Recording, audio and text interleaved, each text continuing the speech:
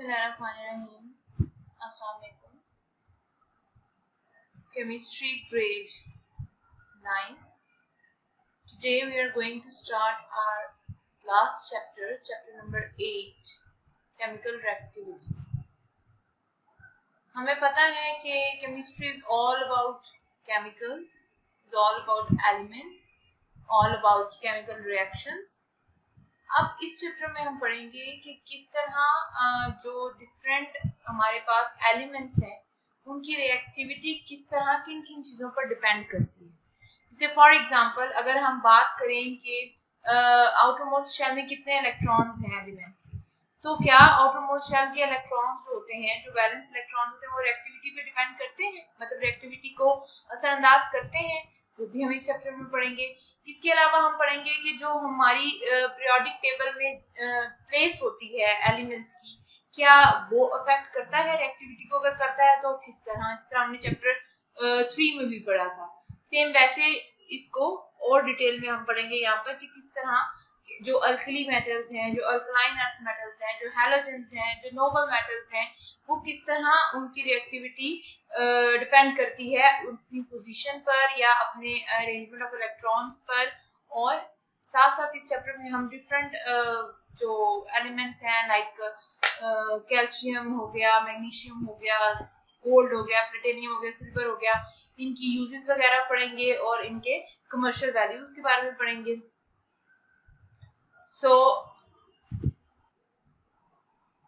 सबसे पहले है टॉपिक नंबर 8.1 मेटल्स।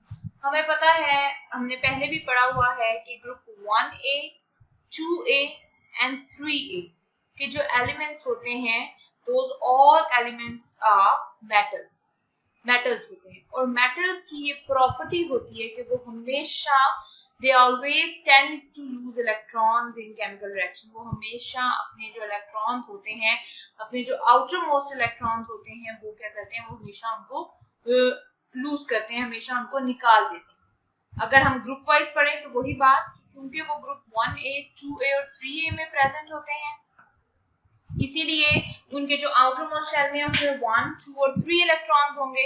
और ऑब्वियसली स्टेबल तब होते हैं जब 8 इलेक्ट्रॉन होते हैं, तो इसलिए उनके लिए 1, 2 या 3 इलेक्ट्रॉन निकालना बहुत इजी होता है।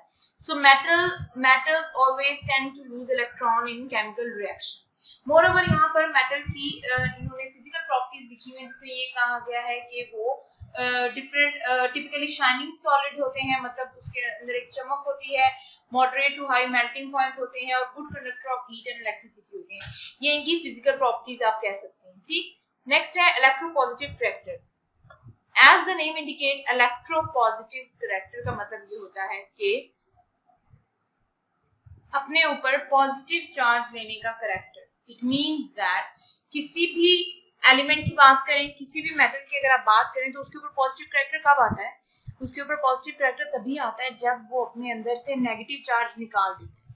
नेगेटिव चार्ज मतलब जब वो अपने अंदर से इलेक्ट्रॉन को निकाल देता है। सो मेटल क्या होते हैं? मेटल जो है वो इलेक्ट्रोपॉजिटिव करैक्टर के मालिक होते हैं। It means that they have a tendency to lose electron which is called electropositivity.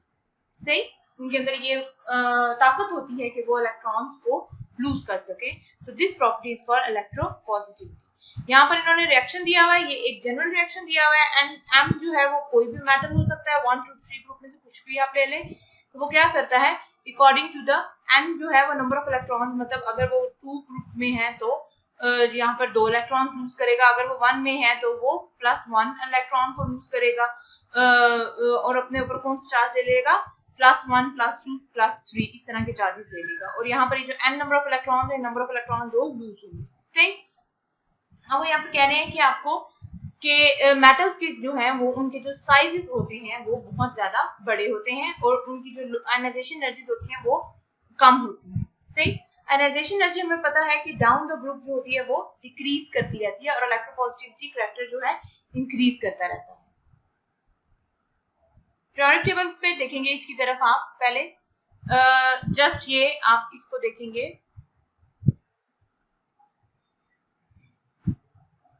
Group 1A को। 1A में है hydrogen, lithium, sodium, potassium, rubidium, caesium and francium. अब क्या कह रहे हैं, हमें पता है कि डाउन द ग्रुप जैसे जैसे हम ऊपर से नीचे की तरफ मूव करते हैं तो जो साइजेस होते हैं वो बढ़ते जाते हैं। साइज जो है एटम्स के वो इनके बढ़ते जाएंगे, मतलब सोडियम का साइज बड़ा होगा लिथियम से और पोटेशियम का बड़ा होगा सोडियम से। तो जैसे जैसे साइज बड़ा होता जाता है तो जो आखिरी इलेक्ट्रॉन होता है वो अपने न्यूक्लियस से दूर जाता जाएगा। सही, जब वो न्यूक्लियस से दूर जाता जाएगा तो ऑब्वियसली उसके लिए बड़ा आसान होगा उस इलेक्ट्रॉन को निकालना। तो डाउन द ग्रुप क्या होता है, down the group electropositive character आपका इंक्रीज करता है। सही, कि जो आपका सोडियम है वो ज्यादा इलेक्ट्रोपॉजिटिव होगा, वो ज्यादा आराम से अपना इलेक्ट्रॉन को रिमूव कर सकेगा देन लिथियम। इसी तरह वो पीरियोडिक टेबल को आप देखें अगर, इसी तरह जो मैग्नीशियम है वो ज्यादा इलेक्ट्रोपॉजिटिव होगा देन बेरिलियम, और 3 में जाए तो एल्यूमिनियम जो है वो ज्यादा इलेक्ट्रोपॉजिटिव होगा देन बोरॉन। और अगर हम इसी तरह पीरियड वाइज बात करें तो हमें पता है कि अलोंग द पीरियड क्या होता है कि आपका जो साइजेस होते हैं एटम के वो डिक्रीज होते रहते हैं, वो कम होते जाते हैं, क्योंकि जो है उसके अंदर एक एक चार्ज ऐड होता जाता है सही इन द इनर सेल्स, और शेल्स भी जो है वो कांस्टेंट रहती हैं। तो उसकी वजह से क्या होगा, अलोंग द पीरियड जो है आपका इलेक्ट्रोपॉजिटिव कैरेक्टर वो डिक्रीज हो जाएगा। मतलब कि जो बेरिलियम है, अगर लिथियम और बेरिलियम को मैं मेजर करूं तो लिथियम का इलेक्ट्रोपॉजिटिव कैरेक्टर ज्यादा होगा एज कंपेयर टू बेरिलियम का। इसी तरह अगर हम बोरॉन और बेरिलियम को कंपेयर करें तो बेरिलियम का इलेक्ट्रोपॉजिटिव कैरेक्टर ज्यादा होगा as compare to boron. It means that from left to right electropositive character decreases and from top to bottom the electropositive character increases।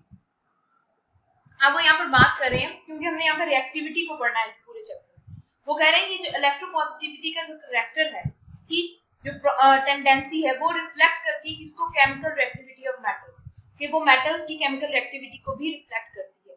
जैसे हमने पढ़ा कि इलेक्ट्रोपॉजिटिव कैरेक्टर जो है from top to bottom in a group increase करता है, इसी तरह वो कह रहा है कि रिएक्टिविटी ऑफ मेटल ऑक्सीजन के साथ भी इंक्रीज करती है फ्रॉम टॉप टू बॉटम। और सिमिलरली अगर हम पीरियड का करेंगे तो वही वाला ट्रेंड रहेगा जो इलेक्ट्रोपॉजिटिविटी का। यहाँ पर इन्होंने आपको रिएक्शन दिए हुए हैं कि लिथियम ऑक्सीजन के साथ ज्यादा अच्छे तरीके से रिएक्ट करेगी, देन सोडियम है और देन पोटेशियम है। सही, और इसी तरह जब हम पीरियड में मूव करेंगे फ्रॉम लेफ्ट टू राइट तो reactivity of metal with oxygen decrease करेगी। तो ये वही बात कह रहे हैं कि जो आपका इलेक्ट्रोपॉजिटिव कैरेक्टर होता है वो आपकी रिएक्टिविटी मतलब मेटल की रिएक्टिविटी को भी रिफ्लेक्ट करता है। जिस तरह electropositive character from top to bottom in a group increase करता है, इसी तरह reactivity of metal with oxygen increase करती है। और जिस तरह electropositive character from left to right decrease करता है, उसी तरह जो मेटल्स हैं उनकी रिएक्शन विद ऑक्सीजन जो है वो डिक्रीज कर जाता है। यहाँ पर भी आपका जो ऑक्साइड्स हैं उनकी इलेक्ट्रोपॉजिटिव कैरेक्टर से उनकी रिएक्टिविटी के बारे में आपको बता रहे हैं। वो कह रहे हैं कि जो मेटल्स होते हैं they are generally basic in character. अब मेटल बेसिक कैरेक्टर के क्यों मालिक होते हैं, बिकॉज आप मेटल्स को जब भी मेटल के जो ऑक्साइड्स होते हैं उनको आप जब भी वाटर के साथ रिएक्ट कराओ तो वो हमेशा बेस प्रोड्यूस करते हैं, ठीक। और इसी तरह जो नॉन मेटल्स होते हैं अगर आप उनको वाटर के साथ रिएक्ट कराएं, नॉन मेटालिक जो इस ऑक्साइड्स होते हैं मतलब नॉन मेटल के जो ऑक्साइड्स होते हैं उनको अगर आप वाटर के साथ रिएक्ट कराएं तो वो क्या प्रोड्यूस करते हैं, वो एसिड प्रोड्यूस करते हैं। तो इसीलिए वो एसिडिक नेचर के मालिक होते हैं। और जो मेटालिक ऑक्साइड होते हैं वो बेसिक नेचर के मालिक होते हैं। तो वो यही कह रहे हैं कि जो बेसिक कैरेक्टर होता है ऑक्साइड का वो भी डिक्रीज करता है as we move along a period like the electropositive character, and this indicates a decrease in metallic character. क्योंकि हमने अभी पढ़ा कि electropositive character from in a period decrease करता है। इसी तरह वो कह रहे हैं कि जो ऑक्साइड्स हैं, जो बेसिक ऑक्साइड्स हैं या जो मेटालिक ऑक्साइड्स हैं उनकी क्या है वो भी डिक्रीज करते हैं as we move along a period. Similarly उन्होंने यहाँ पर आपको एग्जांपल दी गई है sodium, magnesium, aluminium, silicon, phosphorus, sulphur और क्लोरीन के ऑक्साइड्स दिए हुए हैं। ये सारे के सारे इन अ पीरियड उन्होंने दिए हुए हैं और उन्होंने यहाँ पर इसका ट्रेंड इस टेबल में बताया हुआ है। थर्ड पीरियड दिया हुआ है और यहाँ पर ऑक्साइड और उनके नेचर बताया हुआ है कि कौन सा किस तरह अलोंग द पीरियड जो उनकी जो कैरेक्टर है वो किस तरह डिक्रीज करता है। जैसे यहाँ पर आप बात करें, जैसे ये स्ट्रांगली बेसिक था, ये बेसिक था, एम्फोटोरिक था, एम्फोटोरिक का मतलब होता है वो बेसिक भी एक्ट करता है और वो एसिड भी एक्ट करता है। जैसे जैसे हम इधर जाते गए अब उनका करैक्टर बेसिक से एसिड में कन्वर्ट हो रहा है, क्योंकि बेसिक करैक्टर डिक्रीज कर रहा है, देन वो वीकली एसिड बना, फिर एसिडिक बना, फिर स्ट्रांगली एसिड और फिर very strong acid. On the other hand, the metal oxides of main group element increases down. इसी तरह जिस तरह इलेक्ट्रोपॉजिटिव करैक्टर जो डाउन द ग्रुप है वो इंक्रीज करता है, इसी तरह मेटल की जो ऑक्साइड्स हैं वो भी उनकी भी जो रिएक्टिविटी है वो डाउन द ग्रुप क्या करती है, increase from top to bottom. Identify the more metallic element in the pair of the elements.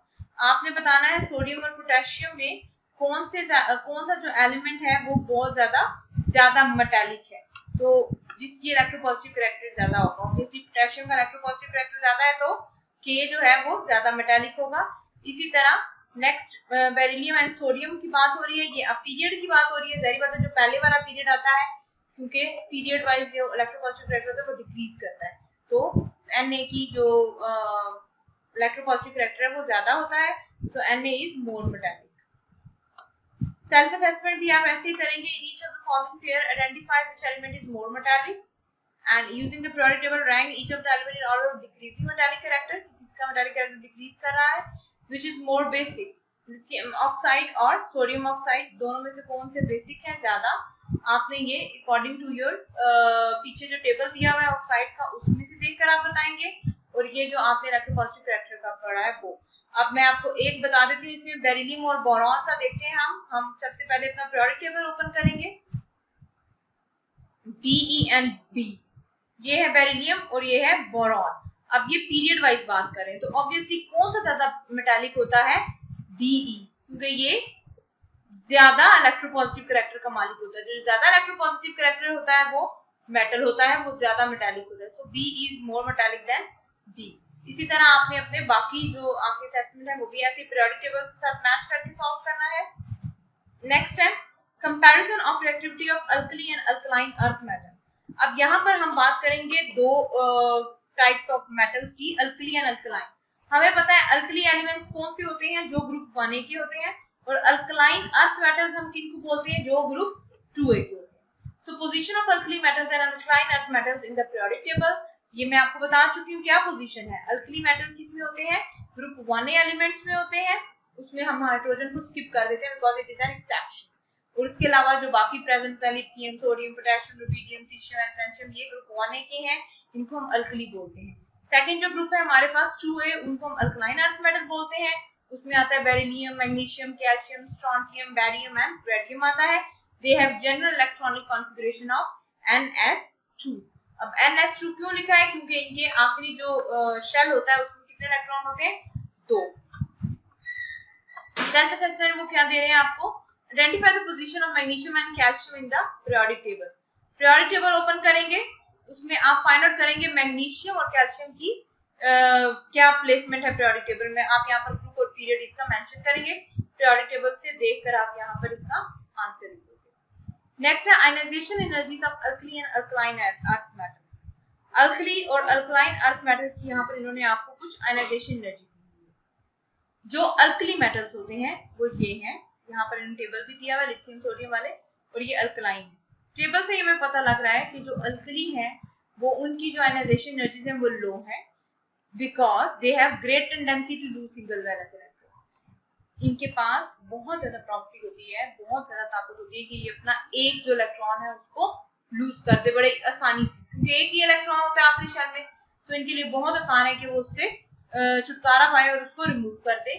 इसी तरह बेरिलियम और ग्रुप 2 की बात करें, अल्कलाइन अर्थ मेटल की बात करें, तो इसका क्या होता है कि इसके आखिरी शेल में 2 इलेक्ट्रॉन होते हैं, तो इसकी आयनाइजेशन एनर्जी अल्कली से ज्यादा होती है, बहुत ज्यादा नहीं होती लेकिन थोड़ी बहुत ज्यादा ही होती है। अब क्योंकि हमने पढ़ा है कि इलेक्ट्रॉन ही वो होते हैं जो किसी भी रिएक्शन में बॉन्ड में पार्ट लेते हैं, ठीक, तो किसी भी एलिमेंट की जो रिएक्टिविटी होती है वो इलेक्ट्रॉन्स पे बहुत ज्यादा डिपेंड करती है। तो अगर मैं अल्कली और अल्कलाइन को कंपेयर करूं तो हमें पता है कि अल्कली जो मेटल्स है उनके पास एक इलेक्ट्रॉन है, वो बहुत आराम से इजीली बहुत जल्दी से उसको लूज कर देगा या किसी भी रिएक्शन में पार्ट ले लेगा। So we can say that जो अल्कली होते हैं वो बहुत ज्यादा रिएक्टिव होते हैं जो अल्कलाइन होते हैं वो भी बहुत ज्यादा रिएक्टिव होते हैं लेकिन अल्कली से कम होते हैं, बहुत ज्यादा कम नहीं लेकिन कम जरूर होते हैं।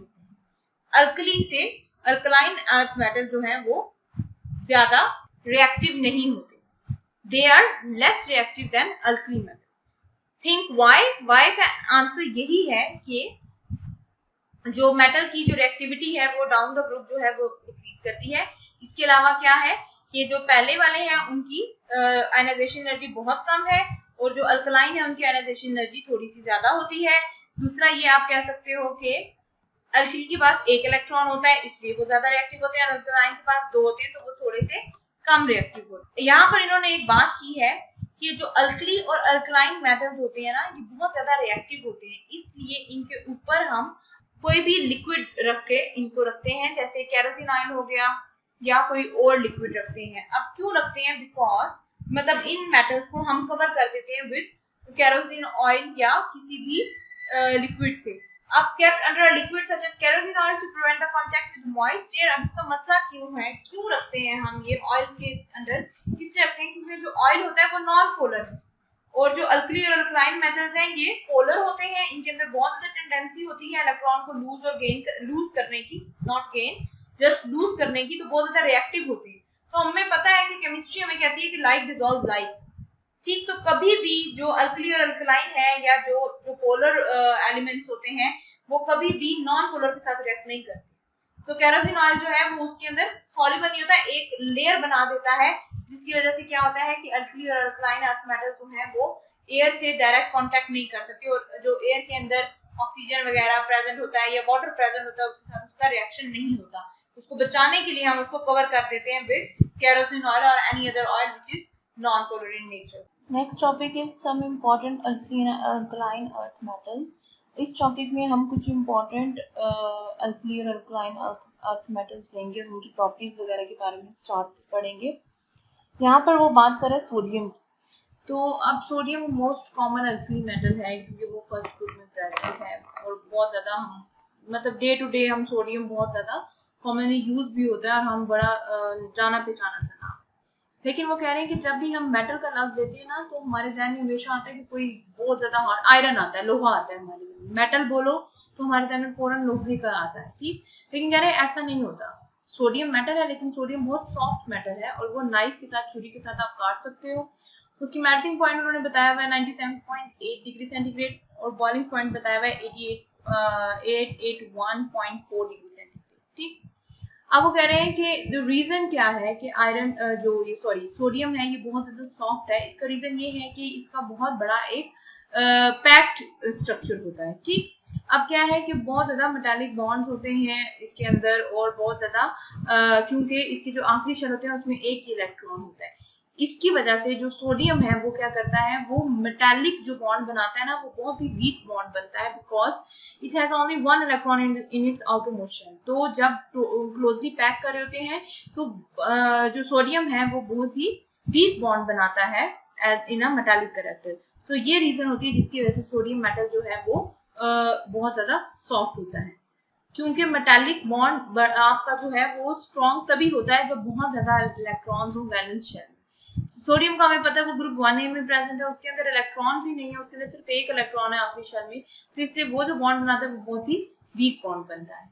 अब यहाँ पर इन्होंने सोडियम के कुछ इन्होंने फिजिकल प्रॉपर्टीज भी लिखी है कि सोडियम जो है वो सिल्वरी व्हाइट सॉफ्ट मेटल होता है, ये बहुत ज्यादा रिएक्टिव मेटल होता है, सबसे ज्यादा ये वाटर के साथ बहुत ज्यादा शिद्दत के साथ मतलब आग लगा देता है। अगर आप वाटर सोडियम को वाटर के अंदर डालें ना तो फौरन एक्सप्लोजन हो जाती है या फायर लग जाती है। उसकी वजह से क्या है कि वजह ये है कि सोडियम बहुत ज्यादा रिएक्टिव होता है, वाटर के साथ रह के वो सोडियम हाइड्रोक्साइड बना देता है। इस वजह से ये रिएक्शन है ये हाईली एक्सोथर्मिक है। एक्सोथर्मिक का मतलब होता है ऐसा रिएक्शन जो हीट को रिलीज करे, एग्जिट करे। एग्जिट थर्मिक मतलब एक्सोथर्मिक, एग्जिट करे किसको, हीट को। फॉर दिस रीजन वो कह रहे हैं कि सोडियम का जो मेटल है उसको आप हाथ से मत टच करें क्योंकि आपके हाथों के अंदर जो मॉइस्चर होता है, जो वाटर होता है, वो जब मतलब पसीना वगैरह या उसके अलावा भी आपकी स्किन में जो वाटर होता है वो सोडियम के साथ रिएक्ट कर जाता है जिसकी वजह से आपका जो स्किन है वो जल सकती है। आगे रीड करने से पहले हम ये बॉक्स देख लेते हैं जो आ रहा है। ये है potassium in excess air form potassium super oxide के जो पोटेशियम होता है अगर उसको एयर सप्लाई की जाए तो वो क्या बना देता है पोटेशियम सुपर ऑक्साइड मतलब ये KO2 और KO2 जब भी वाटर के साथ रिएक्ट करता है तो वो हमेशा ऑक्सीजन को रिलीज करता है इसीलिए वो कह रहे हैं कि ये जो रिएक्शन है मतलब पोटेशियम सुपर ऑक्साइड और वाटर का जो रिएक्शन है ये हम इस्तेमाल करते हैं ब्रीथिंग इक्विपमेंट्स में। ब्रीथिंग इक्विपमेंट्स में यहाँ मुराद है वो जो होते हैं ये इनहेलर्स होते हैं जो हॉस्पिटल्स में इस्तेमाल होते हैं आर्टिफिशियली ऑक्सीजन देने के लिए पेशेंट्स को, उसको बोलते हैं जिसको नॉर्मल लैंग्वेज में हम वेंटिलेटर्स भी कहते हैं। तो वेंटिलेटर्स में जो रिएक्शन यूज होता है वो पोटेशियम और इसका यूज होता है पोटेशियम सुपर ऑक्साइड और वाटर का। सही, नेक्स्ट अब हम आगे इसको कंटिन्यू करते हैं। इसके बाद ये बोल रहे हैं कि जो सोडियम है वो अगर लिमिटेड सप्लाई ऑफ ऑक्सीजन के साथ रिएक्ट करें तो वो बर्न कर जाता है और पेल येलो किस्म का आपको फ्यूम नजर आता है। इसके अलावा सोडियम के डिफरेंट यूजेस बता रहे हैं कि सोडियम पोटेशियम के साथ मिक्स होकर अलॉय भी बनाता है बिकॉज जब मेटल और मेटल या सॉलिड और सॉलिड मिक्स होता है तो जो सोल्यूशन बनता है वो अलॉय का बनता है जो कि न्यूक्लियर रिएक्टर्स में इस्तेमाल होता है। नेक्स्ट इन्होंने मैग्नीशियम एंड कैल्शियम के बारे में बताया हुआ है। Magnesium and calcium are most common alkaline earth metal. Group 2A में आ गए हैं हम। अब उनकी प्रॉपर्टीज के बारे में बता रहे हैं कि ये जो मेटल हैं ये दोनों ग्रुप 2A में है, अल्कलाइन अर्थ मेटल है। इनके आखिरी शेल में कितने इलेक्ट्रॉन्स होंगे? 2 इलेक्ट्रॉन्स होंगे। So they are these metals are relatively soft but much harder than alkali metals. इनके पास भी वैलेंस शेल में सिर्फ 2 इलेक्ट्रॉन है इसलिए कह रहे हैं कि ये भी सॉफ्ट होते हैं, लेकिन अगर आप अल्कली के साथ कंपेयर करोगे तो अल्कली वाले जो होते हैं वो ज्यादा सॉफ्ट होते हैं, ये इतने ज्यादा सॉफ्ट नहीं होते।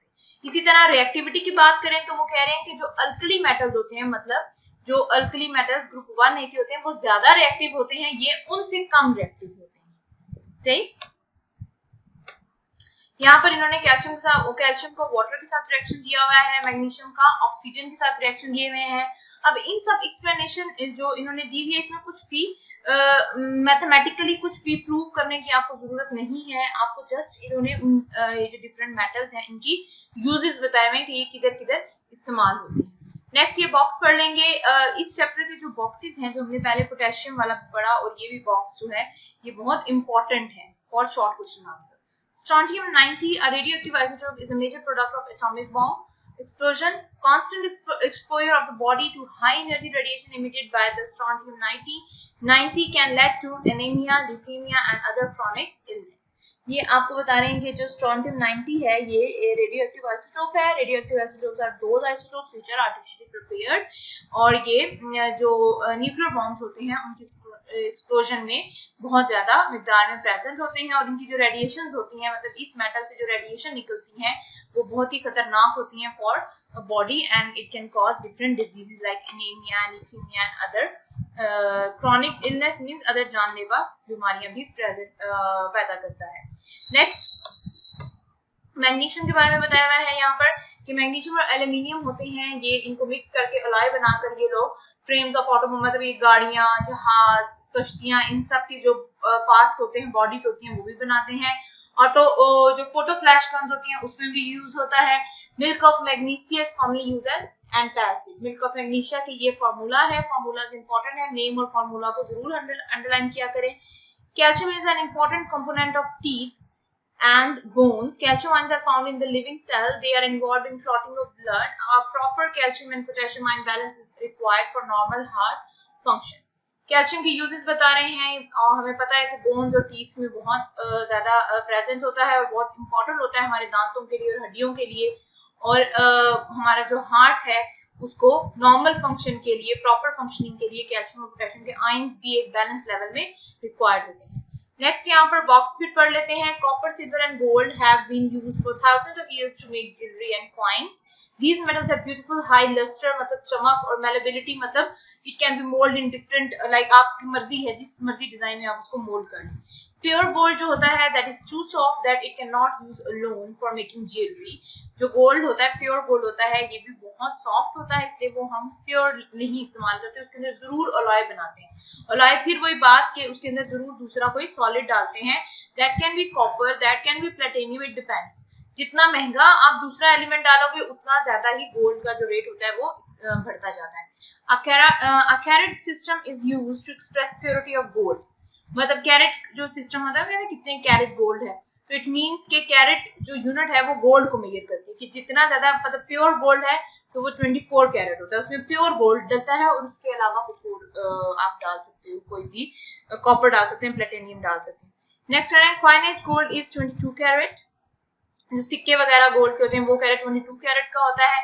यहाँ पर इन्होंने 22 by 24 multiply by 100 that is 92% gold होता है और बाकी उसके अंदर कितना होता है, कॉपर होता है। Copper is a common coinage metal through modern pennies or only copper plated. In Pakistan, coins are made from copper and nickel alloy. ये जो सिक्के बनते हैं ये कह रहे हैं कि पाकिस्तान में जो बनते हैं वो कॉपर और निकल के बनते हैं और कॉपर ही ज्यादातर सिक्कों वगैरह कॉइनेज मतलब सिक्के वगैरह बनाने के लिए इस्तेमाल होता है। नेक्स्ट है इनर्टनेस ऑफ नोबल मेटल्स। अब नोबल मेटल से मुराद शरीफ मेटल्स। शरीफ मेटल्स यहाँ पर उससे बोलेंगे ऐसे मेटल्स जो रिएक्ट नहीं करते खुद से जल्दी जल्दी किसी के साथ, ज्यादातर वो फ्री स्टेट में प्रेजेंट होते हैं या वो कंबाइंड स्टेट में प्रेजेंट होते हैं, लेकिन वो रिएक्शन नहीं करते किसी के साथ। यहाँ पर ये कह रहे हैं कि जो कॉपर है, सिल्वर है, गोल्ड है, प्लेटिनियम है, दीज आर नोबल मेटल्स। ये नोबल मेटल्स होते हैं बिकॉज क्यों? क्योंकि ये इनकी जो एबिलिटी होती है वो लूज करने की इलेक्ट्रॉन वो उस तरह नहीं होती और वो ज्यादातर अपने आप को स्टेबल रखते हैं और रिएक्शन नहीं करते।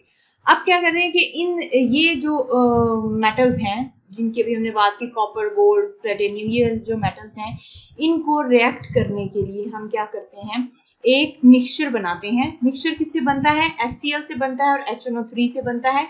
उस मिक्सचर का नाम होता है एक्वा रिजिया। हम एक्वा रिजिया बनाते हैं जिसके अंदर हम 3 पार्ट्स हाइड्रोक्लोरिक एसिड डालते हैं और 1 पार्ट हम न्यूट्रिक एसिड डालते हैं। इस एक्वा रिजिया के साथ जो आपका कॉपर है या जो आपका गोल्ड है और प्लेटिनियम है वो इस एक्वा रिजिया के साथ रिएक्ट करता है। Gold and platinum only react with aqua regia. तो अगर हमने इनको मिक्स करना हो या इनका रिएक्शन करवाना हो तो उसके लिए हमें एक्वा रिजिया बनाना होता है, क्योंकि वैसे ये मेटल्स कौन से होते हैं? Noble metals.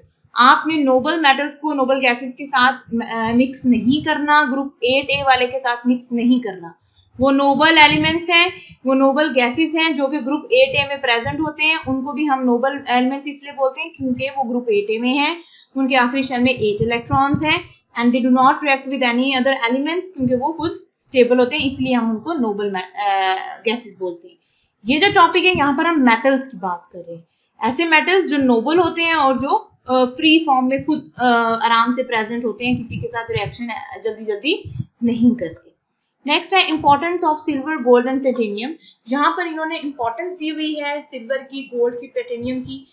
कुछ नॉर्मल जो बेसिक इंपॉर्टेंस हैं या यूजेस हैं वो आपको पता है कि ये जो 3 मेटल्स हैं ये बहुत ज्यादा खूबसूरत होते हैं, ये बहुत ज्यादा महंगे होते हैं, इनका लस्टर मतलब चमक बहुत अच्छी होती है। तो इसीलिए from years, from even centuries ये जो मेटल्स हैं ये यूज हो रहे हैं to make different jewellery and different decoration pieces. इन चीजों के लिए ये इस्तेमाल होते हैं। फिर वही बात यहाँ पर इन्होंने दोबारा की गई होगी कि जो गोल्ड, सिल्वर एंड प्लेटिनियम है ये कभी भी डायरेक्टली यूज नहीं होते because they are very soft. So हम इनको हमेशा इनके अलॉय बनाते हैं that can be made with platinum, that can be made with nickel, that can be made with copper और बहुत सारे अलॉयज को मिक्स करके हम डिफरेंट क्या कहते हैं इस तरह के मेटल्स को मिक्स करके हम अलॉय बनाते हैं और उस अलॉय से हम डिफरेंट यूटेंसिल्स बनाते हैं। हम डिफरेंट, जैसे फॉर एग्जांपल चांदी के चमचे होते थे, वो सिल्वर स्पून वो बनाए, पहले जमाने में गोल्ड के भी होते थे। तो ये सब चीजें हम अलॉयज बनाकर फिर इस्तेमाल करते हैं। ये इनके तकरीबन यूजेस हैं इन मेटल्स के जो यहाँ पर इन्होंने जिक्र किया है। अब इन्होंने यहाँ पर आपको अलग अलग भी बताया हुआ है, इसमें कोई ऐसा समझने वाली बात नहीं है, जस्ट आपको यूजेस पता होने चाहिए कि इन जो मेटल्स हैं इनके क्या यूजेस हैं। सिमिलरली यहाँ पर प्लेटिनियम की बात की गई है कि प्लेटिनियम है वो ज्यादातर कैटलिस्ट के तौर पे इस्तेमाल होता है। कैटलिस्ट ऐसे एलिमेंट को बोलते हैं, ऐसे केमिकल को बोलते हैं जो क्या करता है, जो खुद तो रिएक्शन में पार्ट नहीं लेता, उसका सिर्फ एक काम होता है, वो काम ये होता है कि वो रिएक्शन की स्पीड को तेज कर देता है और खुद आराम से साइड पे बैठ जाता है। सही, ऐसी चीज को हम कैटलिस्ट बोलते हैं इन केमिस्ट्री। प्लेटिनियम है वो कह रहे हैं कि इलेक्ट्रोड के तौर पे भी यूज होता है, फ्यूल सेल्स के भी तौर पे यूज है। Automobile exhaust is a major source of air pollution, Therefore most new cars are equipped with catalytic converter, मतलब गाड़ियों में जो catalytic converter होता है ना, जो कि कार्बन मोनोऑक्साइड वगैरह रिलीज करता है, उसको चेंज करके मतलब उसको प्योरीफाई करके फिर एयर में रिलीज करता है, उसके अंदर भी कह रहे हैं कि platinum as a catalyst use होता है। नेक्स्ट है नॉन मेटल्स। अब नॉन मेटल्स क्या है? नॉन मेटल्स आपको मैंने बताया था ग्रुप 5, 6 और 7। 5, 6 और 7 वाले जो होते हैं वो क्या होते हैं? वो नॉन मेटल होता है। यहाँ से आप हाइड्रोजन को भी ले सकते हैं, ठीक है। और इसके अलावा नॉन मेटल्स का ये है कि elements that conduct heat and electricity poorly are called non metals. मतलब जो नॉन मेटल्स की ये भी एक प्रॉपर्टी है कि वो poor conductor of heat and electricity होते हैं। सही, ये इन्होंने पीरियोडिक टेबल में इसकी आपको पोजीशन बताई हुई है कि नॉन मेटल्स किधर प्रेजेंट होते हैं। Non metals are generally gases, gas होते हैं ज्यादातर, क्योंकि ये ग्रुप आपको मैंने बताया ग्रुप नंबर 5, 6 एंड 7 गैसेस होते हैं, डल होते हैं, ब्रिटल सॉलिड्स होते हैं room temperature, except bromine which is liquid. जो ब्रोमाइन है वो लिक्विड होता है, बाकी सारे गैसेस होते हैं।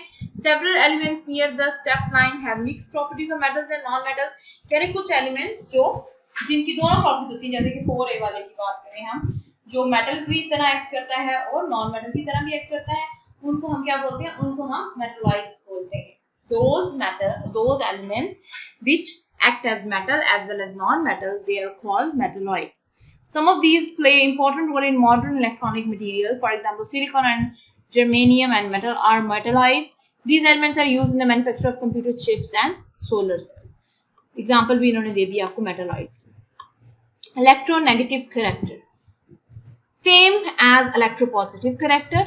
जैसे कि इलेक्ट्रोपॉजिटिव करेक्टर की डेफिनेशन है इसी से मिलती जुलती है, यहाँ पर सिर्फ क्या आएगा? Electronegative character. Electronegative character is the reverse of electropositive character. Electronegative character में क्या होता है? द टेंडेंसी टू गेन, अपने ऊपर नेगेटिव चार्ज लेना, the tendency to gain a negative charge, या the tendency to gain electron to increase the negative charge. अपने ऊपर नेगेटिव चार्ज लेने की ताकत जो होती है उसको हम इलेक्ट्रोनेगेटिव करेक्टर बोलते हैं। यहाँ पर एक्स इन्होंने जस्ट रैंडम आपको बता दिया है कि कोई भी ऐसा एलिमेंट है वो एक इलेक्ट्रॉन लेगा तो उसके ऊपर नेगेटिव चार्ज आ जाएगा, वो एक लेगा तो एक नेगेटिव चार्ज आएगा, दो लेगा तो दो आएगा, नहीं तो इससे ज्यादा। This is due to the increase in nuclear charge and decrease in atomic size which binds the extra electron more tightly to the nucleus. अब ये बता रहे हैं कि अलोंग द पीरियड अगर आप बात करें तो the tendency to gain electron जो है वो इंक्रीज करते हैं। अब इन्होंने यहाँ पर इसके ट्रेंड बताए हुए, जैसे इलेक्ट्रोपॉजिटिव के बताए थे कि अगर आप अलोंग अ पीरियड मूव करें, मतलब यहाँ से यहाँ मूव करें, from left to right move करें, तो tendency to gain electron increase हो जाता है। मतलब देखो अगर हम इस ग्रुप को इस पीरियड को देखते हैं बच्चे, तो सोडियम, मैग्नीशियम, एल्यूमिनियम इनके ऊपर ज्यादा +3 का चार्ज आता है, लेकिन यहाँ से जब हम इस तरफ जाते हैं ना तो ये अपने ऊपर माइनस का चार्ज देते हैं। इसका मतलब यही हुआ कि जो इलेक्ट्रोनेगेटिव करेक्टर है वो लेफ्ट से राइट की तरफ इंक्रीज करता है, और जो नेगेटिव करेक्टर होगा वो डाउन द ग्रुप क्या करेगा? डिक्रीज करेगा, क्योंकि जैसे जैसे एलिमेंट्स नीचे जाते रहते हैं उनके साइजेस बड़े होते जाते हैं, तो वो ज्यादा अच्छे तरीके से इलेक्ट्रॉन्स को बाइंड नहीं करते अपने साथ। So electronegative character decreases from top to bottom. यहाँ पर इन्होंने इसकी रीजन बताई हुई है। हैलोजेंस की बात कर रहे हैं, 7A की बात करें, they are most electronegative elements in their respective period. Non-metal oxides are generally acidic since they yield acid in water. We have already read that. Acidic strength of these oxides increases from left to right in a period. Identify from the pair which are more non-metallic element in a pair.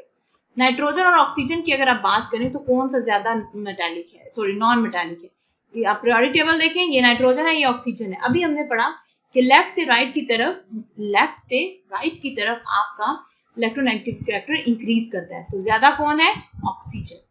Answer क्या होगा? Oxygen is more non metallic. Next है fluorine और chlorine. इसको देखेंगे, fluorine और chlorine दोनों में से ज्यादा कौन है? हमें पता है कि ऊपर से नीचे की तरफ आएंगे तो इलेक्ट्रोनेगेटिव करेक्टर डिक्रीज होता जाएगा, तो ज्यादा किसका है? फ्लोरीन का। So correct answer will be fluorine is more non metallic. Self assessment 8.3 same ऐसे ही है, आपको आइडेंटिफाई करना है पेयर्स में से कि कौन ज्यादा नॉन मेटालिक है और कौन कम नॉन मेटालिक है, और ये आप खुद करेंगे।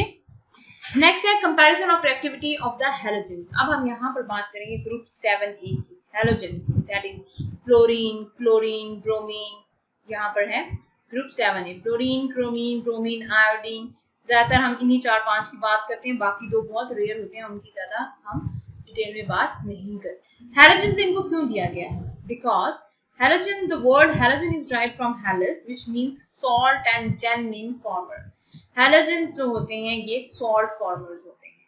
जैसे अगर आप halogens को react कराते हैं किसी भी metal के साथ, तो वो क्या करते हैं, वो salt हमें दे देते हैं। salt of chloride, salt of bromide, salt of fluoride, iodine के salt former होते हैं, इसीलिए हमने इनको क्या नाम दिया हुआ है, halogens। All the halogens react with metals to form salt called halides. अब वो कह रहे हैं जब भी halogens जो हैं वो metal के साथ react करके कोई salt देते हैं तो उन salts को हम क्या बोलते हैं, halides. In these reaction metals are oxide, so halogens act as an oxidizing agent. Metals जो होते हैं वो oxidize हो जाते हैं, तो जो halogens होते हैं वो oxidizing agent होते हैं, क्योंकि जो reduce होता है वो क्या होता है, वो oxidizing agent होता है। फ्लोरीन की बात कर रहे हैं कि fluorine is most reactive element known. Fluorine is less reactive but combines vigorously with many metals. For instance, sodium metal burns in chlorine gas to form sodium chloride. कह रहे हैं कि फ्लोरीन सबसे ज्यादा रिएक्टिव होता है, उसके बाद क्लोरीन, ब्रोमीन और आयोडीन। मतलब रिएक्टिविटी इनकी इस तरह से है कि क्लोरीन सबसे ज्यादा रिएक्टिव है, फिर क्लोरीन है, फिर ब्रोमीन है, फिर आयोडीन। अगर हम रिएक्टिविटी ऑफ हैलोजेंस बात करें तो it means down the group क्या हो रही है, डिक्रीज कर रही है। तो हम ऑर्डर ऑफ डिक्रीजिंग रिएक्टिविटी लिखेंगे अगर हैलोजेंस का, तो वो क्या बनता है, वो बनता है fluorine is greater than chlorine is greater than bromine is greater than iodine. The halogens also react with hydrogen to form hydrogen halides. जब हैलोजेंस जो होते हैं, एक्स यहाँ पर हैलोजन की बात की गई है, कोई भी हैलोजन हो सकता है, जब हैलोजेंस हाइड्रोजन के साथ रिएक्ट करते हैं तो वो हाइड्रोजन हैलाइड्स बना देते हैं। ठीक, अब ये क्या कह रहे हैं, the hydrogen halides when dissolve in water they form hydrohalic acid. जब आप हाइड्रोजन हैलाइड्स को वाटर में डिसॉल्व करते हैं तो वो क्या बनाते हैं, hydrofluoric acid. Except HF, other hydrohalic acid और स्ट्रॉन्ग एसिड। HF के अलावा जो बाकी सारे हैं कह रहे हैं वो स्ट्रॉन्ग एसिड होते हैं, सिर्फ HF है वो वीक एसिड होता है। तो इसका मतलब है स्ट्रेंथ अगर देखें तो HF is less than chlorine hydrochloric acid, less than hydrobromic acid या bromide acid and hydrogen iodide. मतलब सबसे हाई HI है, फिर HBr है, फिर HCl है, फिर HF है। ये उन्होंने उसका इंक्रीजिंग स्ट्रेंथ दी हुई है ऑफ हाइड्रोजन हैलाइड्स। नेक्स्ट है ऑक्सीडाइजिंग पावर ऑफ फ्लोरीन जो है वो हाईएस्ट होती है and the oxidising power of iodine जो होती है वो लोएस्ट होती है। इट मींस दैट कि ऊपर से जब नीचे की तरफ आएंगे तब भी जो ऑक्सीडाइजिंग पावर है वो क्या हो रही होती है, डिक्रीज होती है। मतलब वही बात कि फ्लोरीन जो है वो मोस्ट रिएक्टिव है, then chlorine, then bromine, then iodine. ये इन्होंने यहाँ पर वही बात की गई है। ठीक, नेक्स्ट है which of the following displacement reaction will occur। which of the following displacement मतलब इसमें कौन सा ऐसा रिएक्शन होगा कि जो डिस्प्लेसमेंट रिएक्शन हो जाएगा कि वो जो हैलोजेंस हैं वो डिस्प्लेस करके अपने आप को वहां पर प्लेस कर देंगे। अगर हम क्लोरीन और फ्लोरीन की बात करें तो सोडियम क्लोराइड और F2, क्या ये डिस्प्लेसमेंट रिएक्शन अकर हो जाता है? नो, ये अकर नहीं करेगा। क्यों नहीं करेगा? क्योंकि यहाँ पर देखें बच्चे, ये क्लोरीन है और यहाँ पर फ्लोरीन है। कौन सा ज्यादा रिएक्टिव होता है? फ्लोरीन ज्यादा रिएक्टिव होता है। तो कभी भी क्लोरीन फ्लोरीन को रिप्लेस नहीं कर सकता। सही, आपने अपने जहन में जब आपने ये डिस्प्लेसमेंट वाले रिएक्शन आएंगे आपने ये चीज रखनी है, आपने रिएक्टिविटी रखनी है कि सबसे हाई फ्लोरीन, फिर क्लोरीन, फिर ब्रोमीन, फिर आयोडीन, क्योंकि हम ऊपर पढ़ चुके हैं reactivity down the group decrease करती है। सो क्लोरीन कभी भी फ्लोरीन को नहीं कर सकता। सही, so this reaction will not occur. Next देखेंगे ब्रोमाइन प्लस पोटेशियम आयोडाइड। अब ब्रोमीन और आयोडीन, तो क्या ये रिएक्शन अकर हो सकता है? यस, ये रिएक्शन अकर होगा because bromine is more reactive than iodine.